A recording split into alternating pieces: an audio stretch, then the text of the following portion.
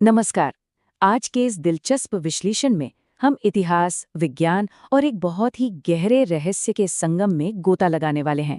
हम बात कर रहे हैं ओडिशा के भव्य कोणार्क सूर्य मंदिर की। जरा सोचिए, 800 साल पहले एक ऐसा ढांचा तैयार किया गया जो आज की आधुनिक दुनिया को भी हैरत में डाल देता है। लेकिन इसकी कहानी हम आज से नहीं शुरू करेंगे।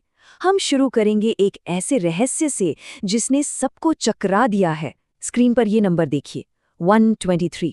हैरान करने वाली बात यह है कि इस मंदिर का मुख्य गर्भगृह पिछले 123 सालों से रेत और बालू से पूरी तरह ठसाठस भरा हुआ है और इसके दरवाजे बिल्कुल सील हैं। 1903 में अंग्रेजों के एक आदेश के बाद इसे ऐसे बंद कर दिया गया था। अब सवाल ये उठता है कि आखिर उस गर्भगृह के अंदर ऐसा क्या था जिसे दुनिया से इस तरह छिपाना इतना जरूरी हो गया। खैर, इस रहस्य की तह तक जाने के लिए हमें पहले इस मंदिर के बनने की वो अद्भुत कहानी समझनी होगी। तो चलिए इसमें थोड़ी गहराई से उतरते हैं। इसके निर्माण को लेकर दो अलग अलग बातें सामने आती हैं। एक तरफ हमारी पौराणिक कथाएं हैं जिनके मुताबिक भगवान श्री कृष्ण के बेटे सांब को कुष्ठ रोग का श्राप मिला था। तो उस भयंकर श्राप से छुटकारा पाने के लिए उन्होंने 12 साल तक सूर्य देव की घोर तपस्या की और जब वो ठीक हो गए तो उन्होंने चंद्रभागा नदी के किनारे ये मंदिर बनवाया। लेकिन अगर हम ठोस इतिहास के पन्नों को पलटें तो पता चलता है कि 13वीं शताब्दी में पूर्वी गंगवंश के प्रतापी राजा लांगुला नरसिंहदेव प्रथम ने इसे एक बेहद भव्य विजय स्मारक के रूप में बनवाया था। और ये ऐतिहासिक निर्माण कोई छोटी मोटी बात नहीं थी। दस्तावेजों की माने तो 1238 से 1264 ईस्वी के बीच इसका निर्माण हुआ। अब इसकी विशालता का अंदाजा, मेरा मतलब है इसकी भव्यता का अंदाजा, इसी बात से लगाया जा सकता है कि राजा नरसिंह देव ने अपने पूरे राज्य के 12 सालों का सारा राजस्व यानी पूरा का पूरा खजाना इस एक ढांचे को खड़ा करने में लगा दिया। इसे बनाने के लिए 1200 सबसे बेहतरीन कारीगरों को चुना गया। मतलब ये सिर्फ एक इमारत नहीं थी, ये अपने समय का सबसे बड़ा और महत्वाकांक्षी इंजीनियरिंग प्रोजेक्ट था। तो आइए अब हम अपने पहले भाग की ओर बढ़ते हैं, प्राचीन इंजीनियरिंग और हवा में तैरती वो रहस्यमयी मूर्ति। अब जरा सोचिए, 800 साल पहले जब आधुनिक सीमेंट जैसी किसी चीज का नामो निशान तक नहीं था, तब समुद्र के एकदम रेतीले किनारे पर इतना विशाल ढांचा आखिर खड़ा कैसे हुआ? इसका जवाब है एक बहुत ही कमाल की तकनीक, आयन लॉक सिस्टम। कारीगरों ने विशाल बलुआ पत्थरों को जोड़ने के लिए लोहे की मोटी मोटी पट्टियों और क्लैंप्स का इस्तेमाल किया। इन लोहे की प्लेट्स को पत्थरों के खांचों में कुछ इस तरह फंसाया गया कि वे एक दूसरे को बिल्कुल मजबूती से जकड़ लें। 13वीं सदी की ये धातु विज्ञान तकनीक आज के सीमेंट से भी कहीं ज्यादा कारगर थी। इसी वजह से ये मंदिर समुद्री हवाओं और बड़े बड़े भूकंपों के झटकों को भी आसानी से झेल गया। अब जो बात इस तकनीक को सबसे ज्यादा दिलचस्प बनाती है वो ये है कि इन लोहे की परतों का इस्तेमाल सिर्फ मजबूती देने के लिए ही नहीं हुआ था। मंदिर के जो मुख्य वास्तुकार थे, बिश्नु महाराणा, उनकी गणनाएं इतनी सटीक थीं कि उन्होंने मंदिर के एकदम शिखर पर एक 52 टन का भारी भरकम चुंबक स्थापित कर दिया। इस महाचुंबक और नीचे पत्थरों में लगी लोहे की परतों के बीच एक बहुत ही शक्तिशाली चुंबकीय खिंचाव और संतुलन तैयार हुआ। अगर हम आज की भौतिक विज्ञान की भाषा में कहें तो उन्होंने एक विशाल डायमैग्नेटिक फील्ड तैयार कर दिया था। और इस डायमैग्नेटिक फील्ड का जो नतीजा था ना, वो ऐसा था जिस पर शायद आज भी यकीन करना मुश्किल लगे। मंदिर के गर्भगृह में स्थापित सूर्यदेव की विशाल अष्टधातु की मूर्ति सचमुच हवा में तैरती रहती थी। जी हाँ, बिल्कुल सही सुना।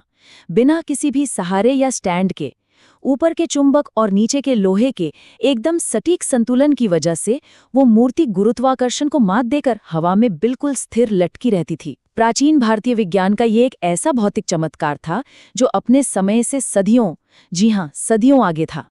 और कमाल की बात देखिए, विज्ञान का ये जादू सिर्फ अंदर ही नहीं, मंदिर के बाहर भी साफ झलकता है। पूरे के पूरे मंदिर को सूर्यदेव के एक भव्य रथ के रूप में डिजाइन किया गया है।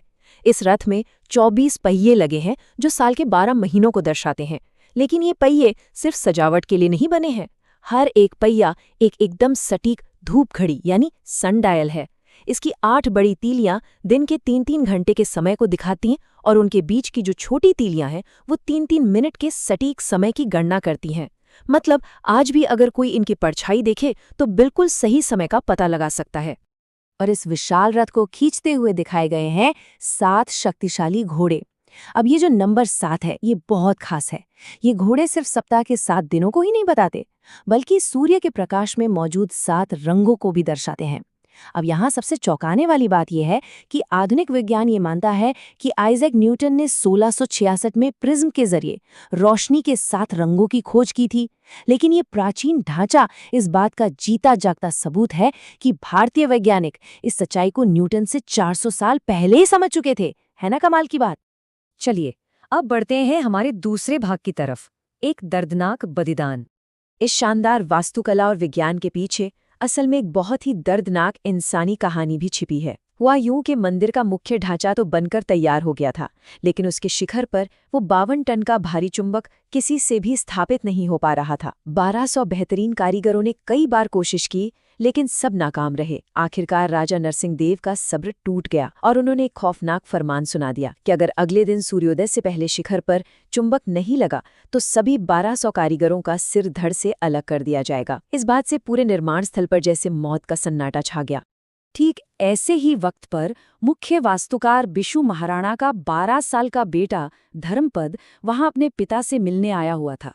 जब उस छोटे से बच्चे को इस बड़े संकट का पता चला तो उसने अपनी अद्भुत इंजीनियरिंग सूझबूझ दिखाई। उस नन्हे बालक ने रात के घने अंधेरे में वो कलश और चुंबक सफलतापूर्वक वहां स्थापित कर दिया, जो काम 1200 बड़े बड़े कारीगर मिलकर भी नहीं कर पाए थे। लेकिन सुबह होते ही एक डर सताने लगा। उसे लगा कि अगर राजा को पता चला कि ये काम एक बच्चे ने किया है तो राजा को उन कारीगरों की काबिलियत पर शक होगा और शायद उन्हें सजा मिल जाए। तो उन सबको बचाने के लिए उस वीर बालक ने चंद्रभागा नदी में छलांग लगाकर अपनी जान दे दी। उसने अकेले ही 1200 लोगों की जिंदगी बचा ली। और ये कहानी बहुत ही स्पष्ट रूप से दर्शाती है कि कैसे इतने बड़े बलिदान और मेहनत से बना ये महान मंदिर वक्त के साथ तबाही के रास्ते पर चला गया। अगर हम टाइमलाइन देखें तो 1568 में सुल्तान के सेनापति काला पहाड़ ने इस मंदिर पर एक बहुत ही भीषण हमला किया और इसके कई हिस्सों को तोड़ दिया। उसके बाद 16वीं और 17वीं सदी के आसपास समुद्र से गुजरने वाले पुर्तगाली नाविकों ने इसे ब्लैक पगोड़ा का नाम दे दिया। और आखिर में इसका वो मुख्य चुंबक ही जो इसकी सबसे बड़ी ताकत था, वही इसकी सबसे बड़ी कमजोरी बन गया। आइए इसे थोड़ा और अच्छे से समझते हैं कि आखिर पुर्तगाली इसे ब्लैक पगोड़ा क्यों कहते थे। कोणार्क के शिखर पर लगा वो 52 टन का चुंबक इतना ज्यादा शक्तिशाली था कि उसका असर कई किलोमीटर दूर समुद्र में भी महसूस होता था। जो पुर्तगाली नाविक थे उनकी नेविगेशन कंपास इस चुंबकीय खिंचाव की वजह से पागलों की तरह घूमने लगते थे, दिशाएं भटक जाती थी। ये चुंबक जहाजों में लगे लोहे को इतनी ताकत से खींचता था कि कई जहाज सीधे चट्टानों से टकराकर चकनाचूर हो गए। विदेशी व्यापारियों के मन में इस मंदिर का एक बहुत ही भयानक खौफ बैठ चुका था। तो अपने जहाज़ों को बचाने के लिए इन पुर्तगाली नाविकों ने एक बेहद दुस्साहसी कदम उठाया। उन्होंने मंदिर पर सीधा हमला किया और शिखर पर लगे उस शक्तिशाली चुंबक को ही उखाड़ लिया। और सच माने तो यहीं से शुरू हुआ इस भव्य मंदिर का असली पतन। जैसे ही वो चुंबक हटा, पूरे के पूरे ढांचे का संतुलन एकदम से बिगड़ गया। वो जो डायमैग्नेटिक फील्ड थी वो टूट गई, लोहे के क्लैम्प्स ने अपनी पकड़ ढीली कर दी और देखते ही देखते वास्तुकला के ये बेजोड़ नमूना अपनी स्थिरता खोकर ढहने लगा और एक खंडर में तब्दील हो गया। हालांकि पूरा मंदिर टूट कर गिर रहा था, लेकिन वहां के पुजारियों ने गजब की हिम्मत दिखाई। उन्होंने किसी तरह उस हवा में तैरती सूर्यदेव की मुख्य मूर्ति को वहां से सुरक्षित बाहर निकाल लिया। उन्होंने इसे कई सालों तक रेत के अंदर ही छिपा कर रखा और बाद में पूरी सुरक्षा के साथ इसे पुरी ले जाया गया, जहां आज भी वो जगन्नाथ मंदिर परिसर में स्थापित है। लेकिन मुख्य मूर्ति के वहां से जाते ही ये मंदिर पूरी तरह वीरान हो गया और धीरे धीरे आसपास के घने जंगलों में कहीं गुमसा हो गया। और अब हम आते हैं आज के हमारे तीसरे और आखिरी भाग पर, रहस्य से पर्दा उठना। सैकड़ों साल तक जंगलों में दबे रहने के बाद जब अंग्रेजों ने इसे दोबारा खोजा तो एक बिल्कुल नया रहस्य खड़ा हो गया। बात है 1903 की। बंगाल के लेफ्टिनेंट गवर्नर J.A. बर्डिलिन ने एक बहुत ही अजीबोगरीब आदेश जारी किया। उन्होंने मंदिर के मुख्य सभास्थल, जिसे जगमोहन कहा जाता है, उसके सभी दरवाजों को बड़े बड़े पत्थरों से सील करवा दिया और अंदर लाखों टन रेत भरवा दी। आधिकारिक तौर पर तो यही कहा गया कि ये ढांचे को गिरने से बचाने के लिए था, लेकिन क्या वाकई ऐसा था? क्या ये सिर्फ मरम्मत का एक तरीका था, या फिर उस अंग्रेज गवर्नर ने उस अंधेरे गर्भगृह के अंदर कुछ ऐसा देख लिया था जिसने उसे बुरी तरह डरा दिया था? आज इस बात को 12 दशकों से भी ज्यादा का समय बीत चुका है और दुनिया का एक भी इंसान उस बंद दरवाजे के पार नहीं गया है। लेकिन अब हालात बदल रहे हैं। 2022 में भारतीय पुरातत्व सर्वेक्षण यानी ASI ने इस रहस्य से हमेशा के लिए पर्दा उठाने का एक बड़ा फैसला किया और अब IIT मद्रास के विशेषज्ञों के साथ मिलकर बिल्कुल आधुनिक विज्ञान की मदद से वहां बहुत ही सावधानी से कोर ड्रिलिंग शुरू की जा रही है ताकि आने वाले समय में उस रेत को सुरक्षित तरीके से बाहर निकाला जा सके। और इस शुरुआती वैज्ञानिक जांच में जो डेटा सामने आया है ना, वो सच में चौंकाने वाला है। 13.5 मीटर। जी हाँ, जो रेत 1903 में एकदम छत तक ठसाठस भरी गई थी, हाल की ड्रिलिंग से ये पता चला है कि पिछले 125 सालों में वो रेत सिकुड़कर लगभग 13.5 मीटर नीचे जा चुकी है। इसका सीधा सा मतलब ये है कि अब अंदर एक बहुत बड़ा खालीपन, एक गैप पैदा हो गया है, जो इस बात को और भी ज्यादा जरूरी बना देता है कि वहां जल्द से जल्द और बहुत सावधानी से जांच की जाए। और यहीं से एक बहुत ही बड़ा और सोचने पर मजबूर कर देने वाला सवाल सामने आता है। जरा सोचिए, जब ये 123 साल पुरानी रेत आखिरकार पूरी तरह से हटा ली जाएगी और उन सील किए गए भारी दरवाजों को खोला जाएगा, तो अंदर से क्या निकलेगा?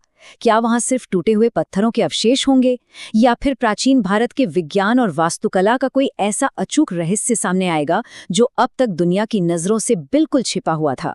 क्या अंग्रेज सचमुच सिर्फ उस मंदिर को बचाना चाहते थे, या बात कुछ और थी? इस बारे में जरूर सोचिएगा। आज के इस विश्लेषण में बस इतना ही। इस सफर में हमारे साथ जुड़ने के लिए बहुत बहुत धन्यवाद।